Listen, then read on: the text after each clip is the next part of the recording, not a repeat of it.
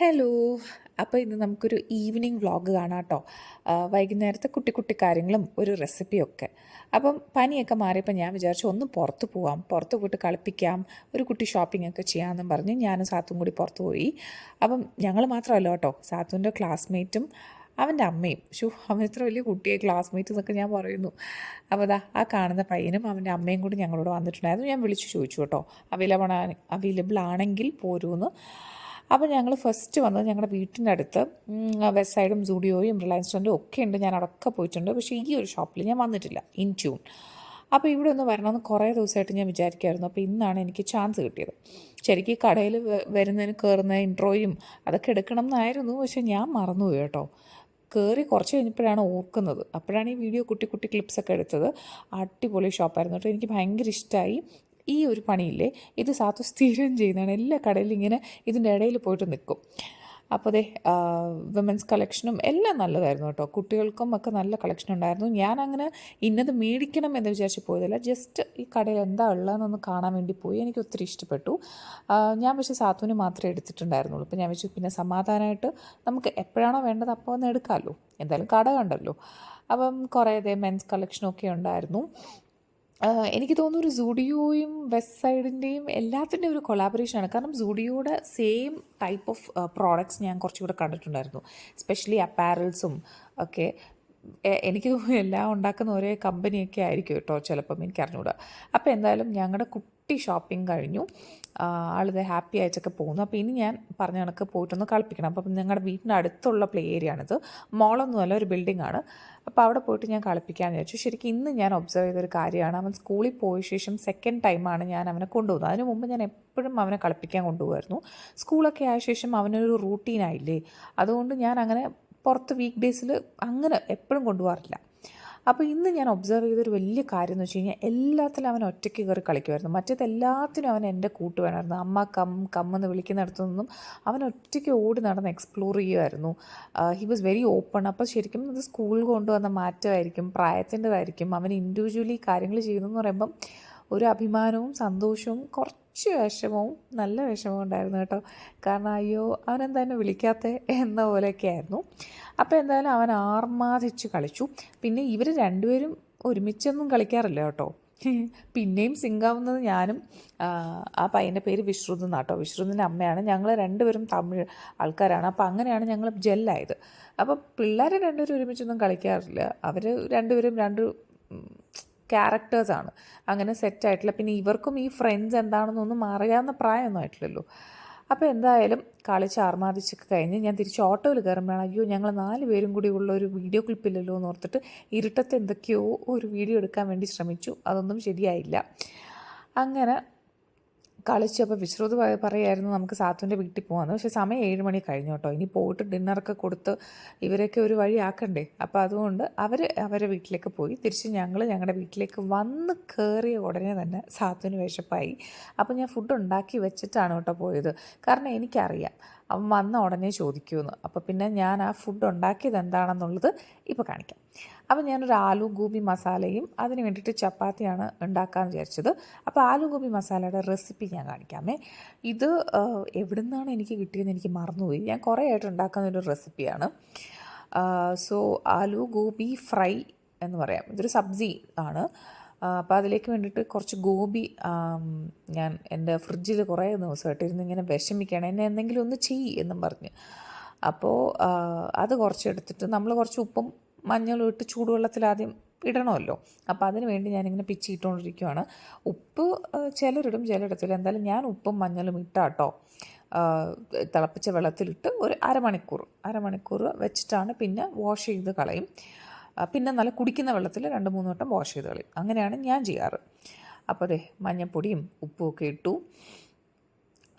ഞാൻ പറഞ്ഞ കണക്ക് ഇതിനകത്ത് പലരും ചിലർ നാരങ്ങയൊക്കെ നീരൊക്കെ ഒഴിക്കുന്നതൊക്കെ ഞാൻ ചില വീഡിയോയിൽ കണ്ടിട്ടുണ്ട്. മറ്റേ എന്തെങ്കിലും ജേംസ് പോകാൻ വേണ്ടിയിട്ടാണ് ചെയ്യുന്നത്. ആ മെത്തേഡാണ്. പിന്നെ കെറ്റിൽ ഞാൻ വെള്ളം തിളപ്പിക്കാൻ വെച്ചിട്ടുണ്ടായിരുന്നു, അതൊഴിച്ച് മാറ്റി വെച്ചു. ഇത് ആലു ഗോബി മസാലയാണെന്ന് പറഞ്ഞാലും ഈ ഒരു മസാലയിൽ നമുക്ക് വേറെ വെജിറ്റബിൾസ് ചേർക്കാം കേട്ടോ. എന്ന് വെച്ച് കഴിഞ്ഞാൽ ക്യാരറ്റ്, ബീൻസ്, പിന്നെ മട്ടർ, നമുക്കൊരു ഹെവി ഇതായിട്ട് മാറ്റാം. ഞാനിത് രണ്ടും മാത്രമേ ചേർക്കുന്നുള്ളൂ. ഉരുളക്കിഴങ്ങ് ഞാൻ 2 എടുത്തിട്ടുണ്ടായിരുന്നു, ഒരു മീഡിയം സൈസ് ഒരു കുഞ്ഞതും. പക്ഷേ ഒരു മീഡിയം സൈസ് ഉരുളക്കിഴങ്ങ് മാത്രമേ ഞാൻ യൂസ് ചെയ്തുള്ളൂ, അതിൻ്റെ ആവശ്യമുള്ളൂ. അപ്പോൾ തന്നെ നല്ല ക്വാണ്ടിറ്റി ഉണ്ടാകും, കാരണം നമ്മുടെ കോളിഫ്ലവർ അത്യാവശ്യം കുറച്ചുണ്ട് കേട്ടോ. അതുകൊണ്ട് ഞാൻ മറ്റേതെടുത്ത് മാറ്റി വെച്ചിട്ട് ഇത് ഒരു മീഡിയം സൈസ് ക്യൂബായിട്ട് കട്ട് ചെയ്ത് വെച്ചിട്ടുണ്ടായിരുന്നു. ഞാൻ പറഞ്ഞ കണക്ക് വെജിറ്റബിൾസ് നമുക്ക് ഇഷ്ടമുള്ളതുപോലെ ചേർക്കാം. പിന്നെ ഞാൻ ചെയ്യുന്നൊരു രീതി, ഈ കോളിഫ്ലവർ കഴുകിയെടുത്ത ശേഷം ഞാനിത് എണ്ണയിൽ ഫ്രൈ ചെയ്യും. ഇതൊട്ടും ഹെൽത്തി അല്ല എന്ന് എനിക്കറിയാം, ഞാൻ എപ്പോഴും ഒന്നും റെസിപ്പി ചെയ്യാറില്ല. പിന്നെ നിങ്ങൾക്ക് ഇത് എണ്ണയിൽ ഫ്രൈ ചെയ്യുന്നതിനോട് വലിയ താല്പര്യമില്ലെങ്കിൽ എയർ ഫ്രയർ ഉണ്ടെങ്കിൽ എയർ ഫ്രയറിൽ നിങ്ങൾക്കിത് ഫ്രൈ ചെയ്തെടുക്കാം, അല്ലെങ്കിൽ OTGയിൽ റോസ്റ്റ് ചെയ്തെടുക്കാം. കുറച്ച് ഓയിൽ ഡ്രിസിൽ ചെയ്ത് റോസ്റ്റ് ചെയ്യാം. അപ്പോൾ ഞാൻ ഫ്രൈ ചെയ്താണ് എടുക്കുന്നത്. അഡ്വൈസബിൾ അല്ല, പക്ഷേ ഞാൻ പറഞ്ഞ എനിക്ക് എപ്പോഴും ഞാൻ ഉണ്ടാക്കുന്ന റെസിപ്പിയല്ല, കാരണം ഇതൊരു പെട്ടെന്ന് ഉണ്ടാക്കാവുന്ന റെസിപ്പി അല്ല കേട്ടോ. ഇതിനൊരു 30-40 മിനിറ്റ്സ് ടൈം എടുക്കും. അപ്പോൾ അതുകൊണ്ട് തന്നെ ഞാനിത് എപ്പോഴും ഉണ്ടാക്കാൻ ശ്രമിക്കാറില്ല. ഇന്നിപ്പോൾ ഞാൻ വിചാരിച്ചു ചെയ്യാം എന്ന്. അപ്പോൾ എന്തായാലും നമ്മുടെ കോളിഫ്ലവർ ഫ്രൈ ചെയ്യാൻ ഇട്ടു. അപ്പോഴത്തേക്കും 2 മീഡിയം സൈസ് ഉള്ളി ഞാൻ ചോപ്പറിലിട്ട് നന്നായിട്ട് ചോപ്പ് ചെയ്ത് വെച്ചു. പിന്നെ ക്യാപ്സിക്കം ഒരു ഭാഗം, ഒരു ക്യാപ്സിക്കത്തിൻ്റെ 1/4 ഭാഗം എന്നുവെച്ചാൽ 1/4 പോർഷൻ ഞാൻ ക്യൂബ്സായിട്ട് കട്ട് ചെയ്തു. പിന്നെ തക്കാളി 1.5 തക്കാളി എടുത്തിട്ടുണ്ട്, 1.5 മീഡിയം സൈസ് തക്കാളി. പച്ചമുളക് ഞാൻ ചേർത്തിട്ടില്ല, വേണമെങ്കിൽ ചേർക്കാം. ഇഞ്ചി വെളുത്തുള്ളി ഞാൻ റെഡിമെയ്ഡ് പേസ്റ്റാണ് കേട്ടോ യൂസ് ചെയ്യുന്നത്. അപ്പോഴത്തേക്കും വെജിറ്റബിൾസ് ഫ്രൈ ചെയ്തെടുത്തു. സ്റ്റിർ ഫ്രൈ ചെയ്യാം. ഞാൻ പറഞ്ഞത് ക്യാരറ്റും ബീൻസും ഒക്കെ ചേർക്കുന്നുണ്ടെങ്കിൽ അതും ഫ്രൈ ചെയ്തും എടുക്കാം. ഏത് മെത്തേഡാണോ നിങ്ങൾക്ക് വർക്കൗട്ട് ആവുന്നത് അങ്ങനെ. അല്ല സ്റ്റീം ചെയ്തെടുക്കണമെങ്കിൽ സ്റ്റീം ചെയ്തെടുക്കാം, അതാകുമ്പോൾ ബെസ്റ്റാണ്, ഹെൽത്തി ഓപ്ഷൻ അതായിരിക്കും. ഞാൻ അങ്ങനെയും ട്രൈ ചെയ്തിട്ടുണ്ട്. ഇന്നിപ്പോൾ ഇങ്ങനെ കഴിക്കാൻ എനിക്ക് തോന്നിയുണ്ടാകും കേട്ടോ. പിന്നെ ഞാൻ ഫ്രൈ ചെയ്ത എണ്ണയിൽ നിന്ന് തന്നെ കുറച്ച് എടുത്തിട്ടോ. ഇനിയിപ്പോൾ നമുക്ക് ഗ്രേവി അല്ലെങ്കിൽ മസാല ഉണ്ടാക്കണമല്ലോ, അപ്പോൾ കുറച്ച് സൺഫ്ലവർ ഓയിലാണ് ഞാൻ ഫ്രൈ ചെയ്തത്. അപ്പോൾ അത് എടുത്തിട്ടുണ്ടായിരുന്നു. അത് അത്യാവശ്യം ചൂടുള്ളതായതുകൊണ്ട് ഞാൻ പിന്നെ അതിലേക്ക് പെട്ടെന്ന് ജീരകം ഇട്ടു. നമ്മുടെ നല്ല ജീരകമാണ്, സാജീരകം എന്ന് പറഞ്ഞ് കിട്ടും, അതാണെങ്കിലും നല്ലതായിരിക്കും. അപ്പോൾ ഏകദേശം ഒരു 1/2 മുതൽ 1 ടീസ്പൂൺ വരെ നമുക്ക് ചേർത്ത് കൊടുക്കാം. ഇത് ചേർക്കണം കേട്ടോ, ജീരകം എന്തായാലും ചേർക്കണം താളിപ്പായിട്ട്. കടുകൊന്നും ചേർക്കണം എന്നില്ല. പിന്നെ ഉടനെ തന്നെ ഞാൻ നമ്മുടെ ചോപ്പറിലിട്ട് ചോപ്പ് ചെയ്ത സവാള ചേർത്തു. ഇതിപ്പം ഒരു വലുതും ഒരു കുഞ്ഞതും അങ്ങനെയാട്ടോ, അല്ലെങ്കിൽ 2 മീഡിയം സൈസ് എടുക്കാം. ഞാൻ ആദ്യം 2 മീഡിയം പറഞ്ഞെന്നാണ് എൻ്റെ വിശ്വാസം. 2 മീഡിയം സൈസിൻ്റെ അളവാണ്. അപ്പോൾ വയറ്റി വരുമ്പോൾ ഇത് കുറച്ച് കുറയുമല്ലോ നന്നായിട്ട്. അപ്പോൾ ഇത് നന്നായിട്ട് വയറ്റിയെടുക്കുക. പിന്നെ ഈ ഉള്ളി വയറ്റുന്നതും, ശരിക്കും ഈ ഒരു ഡിഷ് ഉണ്ടാക്കാൻ സമയം പോകുന്നത് ഈ ഫ്രൈയിങ് പാർട്ടും പിന്നെ ഈ ഉള്ളി വയറ്റൽ പരിപാടിയാണ്. അപ്പോൾ ബാക്കി വന്ന ക്യാപ്സിക്കം ഞാനിങ്ങനെ ക്ലീൻ റാപ്പ് ചെയ്ത് ഫ്രിഡ്ജിൽ വെച്ചു, അല്ലെങ്കിൽ പിന്നെ പെട്ടെന്ന് ചീത്തയാവും. അപ്പോൾ ഉള്ളിയൊക്കെ കുറച്ച് ബ്രൗൺ ആയി തുടങ്ങുമ്പോഴാണ് ഞാൻ ജിഞ്ചർ ഗാർലിക് പേസ്റ്റ് ആഡ് ചെയ്യുന്നത്. ഞാൻ പറയുന്നത് റെഡിമെയ്ഡാണ് ഞാൻ യൂസ് ചെയ്യുന്നത്. നിങ്ങൾക്ക് വേണമെങ്കിൽ ഇഞ്ചി വെളുത്തുള്ളി ചതച്ചത് രണ്ടും കൂടി ചേർത്ത് ഒരു 1.5-2 ടീസ്പൂൺ വരെ ചേർക്കാം. അപ്പോൾ എനിക്കിപ്പം എളുപ്പപ്പണിക്ക്, കാരണം ഓൾറെഡി കുറേ പണിയാണ്, ഫ്രൈ ചെയ്യലും പിടിക്കലുമായിട്ട് കുറേ സമയം പോകും. അപ്പോൾ അതുകൊണ്ട് എൻ്റെ കയ്യിൽ ഉണ്ടായിരുന്നതുകൊണ്ട് ഞാനത് ചേർത്തു. ഇനിയിപ്പോൾ ഇത് നന്നായിട്ട് ബ്രൗൺ കളറായി വന്നു. അതിനുശേഷം പൊടികൾ ചേർക്കുക എന്നുള്ളതാണ്. അപ്പം മഞ്ഞൾപ്പൊടി 1/2 ടീസ്പൂൺ ചേർത്തു. പിന്നെ മുളക് പൊടി ഞാൻ കാശ്മീരി മുളക് പൊടിയാണ് ചേർക്കുന്നത്. 1.5 ടീസ്പൂൺ നിറച്ച് ഞാൻ ചേർത്തിട്ടുണ്ടായിരുന്നു. എരിവില്ലാത്തതുകൊണ്ടാട്ടോ, എരിവുള്ളത് ചേർക്കുവാണെങ്കിൽ അഡ്ജസ്റ്റ് ചെയ്ത് ചേർക്കണേ. 1.5 ടീസ്പൂൺ ചേർത്തു. പിന്നെ മല്ലിപ്പൊടിയും ഞാൻ 2 ടീസ്പൂൺ നിറച്ചും കുമിച്ചെടുത്തിട്ടുണ്ടായിരുന്നു.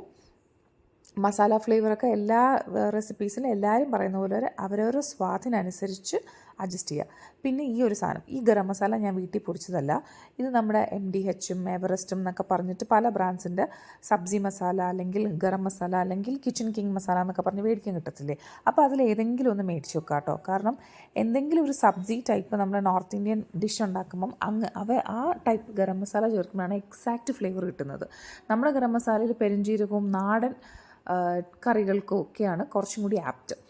നിങ്ങൾക്ക് വേണമെങ്കിൽ ചേർക്കാം, കുറച്ച് ജീരകം പൊടിച്ചിട്ട് ചേർത്ത് അങ്ങനെ നമ്മുടെ കയ്യിലുള്ള ഗരം മസാല ചേർത്ത് ഉണ്ടാക്കുകയും ചെയ്യാം. പക്ഷേ എക്സാക്റ്റ് ടേസ്റ്റ് വരണമെങ്കിൽ ഈ പറയുന്ന ഏതെങ്കിലും brand garam masala north Indian flavour കിട്ടാനായിട്ട് നമുക്ക് യൂസ് ചെയ്യാം.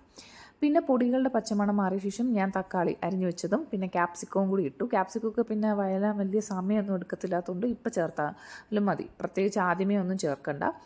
ഇനി അത് വഴറ്റി അടച്ചു വെക്കാം. കുറച്ച് ആ തക്കാളിയുടെ ഒരു നീരിറങ്ങി വരുന്നത് വരെ നമുക്കൊന്ന് വെയിറ്റ് ചെയ്യാം.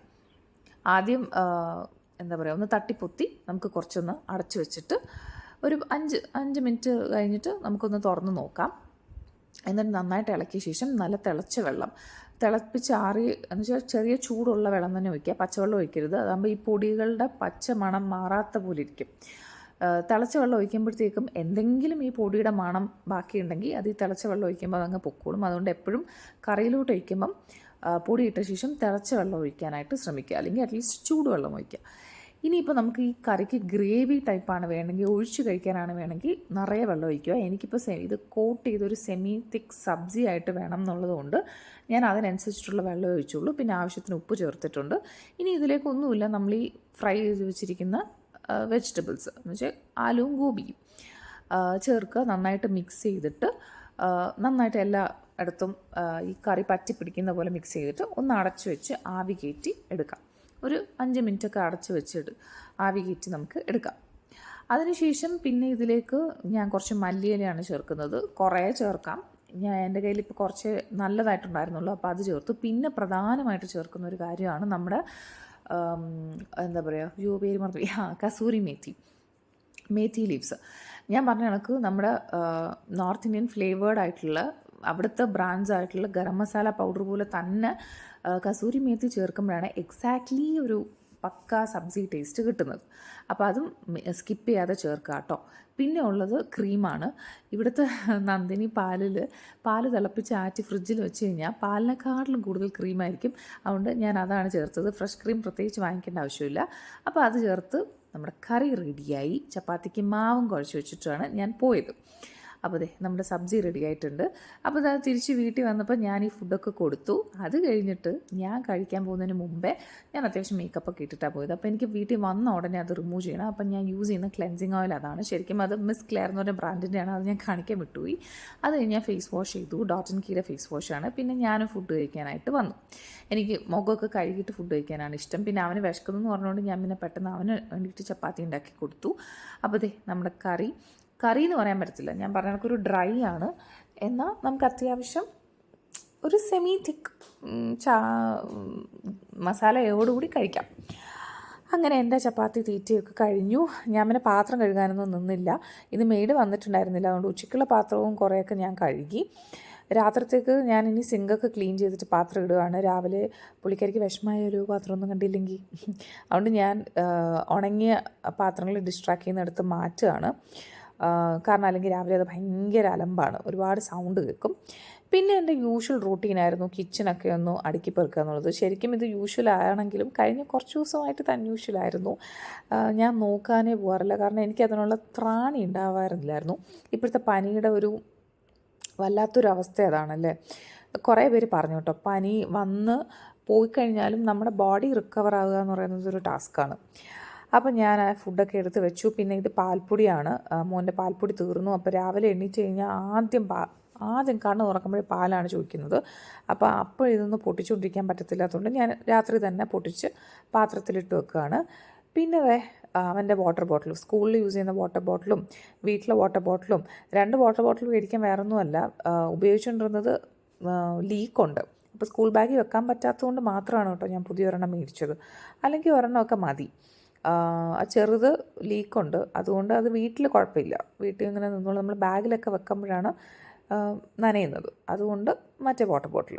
അപ്പോൾ എല്ലാം വാഷ് ചെയ്ത് വെക്കുക. ഇതൊക്കെ മെയ്ഡുണ്ടെങ്കിൽ ഇതൊക്കെ അവൻ്റെ വാട്ടർ ബോട്ടിലും കാര്യങ്ങളൊക്കെ ഞാൻ തന്നെയാണ് വാഷ് ചെയ്ത് ക്ലീൻ ചെയ്ത്, എന്നാലേ എനിക്കൊരു സമാധാനവും ഉള്ളൂ. അപ്പോൾ ഇതൊക്കെ നമ്മുടെ നോർമൽ നൈറ്റ് റൂട്ടീൻ ഞാൻ ഇതിന് മുമ്പത്തെ വ്ളോഗിലും കാണിച്ചിട്ടുണ്ട്. അതൊക്കെ കഴിഞ്ഞു. കൗണ്ടർ ടോപ്പൊക്കെ ഒന്ന് ക്ലീൻ ചെയ്തിടണം, നമ്മുടെ സ്റ്റൗവൊക്കെ ഒന്ന് തുടച്ച് വൃത്തിയാക്കി ഇടണം. ഇതൊക്കെയാണ് പണി. അപ്പം ചപ്പാത്തി ആയതുകൊണ്ട് തന്നെ ഞാൻ മുന്നേ പറഞ്ഞിട്ടുള്ള പോലെ ഞാൻ ചുട്ട് കാസറോളിൽ വെക്കും കേട്ടോ. ചെറു വരുമ്പോഴത്തേക്കും ഞാൻ ഒന്നും കൂടി അത് തവയിലിട്ട് ചൂടാക്കി കൊടുക്കും. കറിയും അതേപോലെ തണുത്ത് പോയിട്ടുണ്ടെങ്കിൽ അതും ഒന്ന് ചൂടാക്കും, ചെറുതായിട്ട് ചൂടാക്കത്തുള്ളൂ. കാരണം പിന്നെ അത് തണുക്കുന്നവരെ ഞാൻ വെയിറ്റ് ചെയ്യണം ഫ്രിഡ്ജിൽ വെക്കാൻ വേണ്ടിയിട്ട്. അതുകൊണ്ട് ഇന്നിപ്പം സംസാരിച്ചപ്പോൾ പറഞ്ഞ് കുറച്ച് ലേറ്റ് ആവും, ചിലപ്പം ഫുഡ് ഓർഡർ ചെയ്ത് കഴിച്ചിട്ടായിരിക്കും വരുന്നതെന്ന്. അപ്പം ഞാനെന്തായാലും ഉടനെ ചപ്പാത്തി ഒന്നും എടുത്ത് ഫ്രിഡ്ജിൽ വെക്കുന്നില്ല, കുറച്ച് നേരം കൂടി കഴിഞ്ഞ് വിളിച്ച് ചോദിക്കാം. ചിലപ്പം വീട്ടിൽ ഉണ്ടാക്കിയിട്ടുണ്ടെന്ന് പറയുമ്പം കഴിക്കാതെ വരും. പക്ഷെ ഒത്തിരി ലേറ്റായി കഴിച്ചിട്ട് വരുന്നതാണ് ഐഡിയലി നല്ലത്. അതാകുമ്പോൾ പിന്നെ എന്താ പറയുക, ഡിന്നറൊക്കെ ഒരു 10 മണിക്ക് ശേഷം കഴിക്കുന്നത് വളരെ മോശപ്പെട്ടൊരു കാര്യമാണ്. അപ്പം ഞാൻ എന്താ പറയുക, എൻ്റെ സ്റ്റവ് തുടക്കുകയാണ്. 2-3 ദിവസമായിട്ട് ഇത് വൃത്തിക്ക് ചെയ്യാത്തതുകൊണ്ട് നല്ല വൃത്തിക്ക് തന്നെ ഇത് തുടച്ചെടുക്കണം. പിന്നെ ഞാൻ യൂസ് ചെയ്യുന്ന മൈക്രോ ഫൈബർ ക്ലോത്ത് ആണെങ്കിലും മാറ്റണമായിരുന്നു. അപ്പോൾ തുടപ്പം തൂപ്പൊക്കെ കഴിഞ്ഞു, അടുക്കള പൂട്ടി. അതിനുശേഷമാണ് ഞാനൊരു കാര്യം ഓർത്തത്, ഈ പെട്ടി ഞാൻ പൊട്ടിച്ചല്ലോ, ഇത് വന്ന കൊറിയറാട്ടോ. ഇതെന്താണെന്ന് വെച്ച് കഴിഞ്ഞാൽ ഞാൻ യൂസ് ചെയ്യുന്ന ഷാമ്പുവും കണ്ടീഷണറാണ്. എൻ്റെ പ്രഗ്നൻസിക്ക് ശേഷം എൻ്റെ പോസ്റ്റ്പാർട്ടം ഹെയർ ഫോൾ എന്ന് പറയുന്നത് വളരെ ഹൊറബിളായിരുന്നു. ഹൊറബിൾ എന്ന് പറഞ്ഞു കഴിഞ്ഞാൽ ഹെയർ എന്താ പറയുക, തലേനെക്കാട്ടിലും കൂടുതൽ താഴെയായിരുന്നു. അപ്പം ഒരു പോയിന്റിൽ കഷണ്ടി ആവുമെന്ന് പേടിച്ചിരിക്കുമ്പോഴാണ് ഞാൻ ബോഡി വൈസിൻ്റെ ഫസ്റ്റ് ഞാൻ മേടിച്ചത് ഗമ്മീസ് ആയിരുന്നു. പക്ഷേ ഗമ്മീസ് മാത്രം കഴിച്ചിട്ട് വലിയ എഫക്റ്റ് ഉണ്ടാവത്തില്ല കേട്ടോ. അപ്പോഴാണ് ഞാൻ കെരറ്റിൻ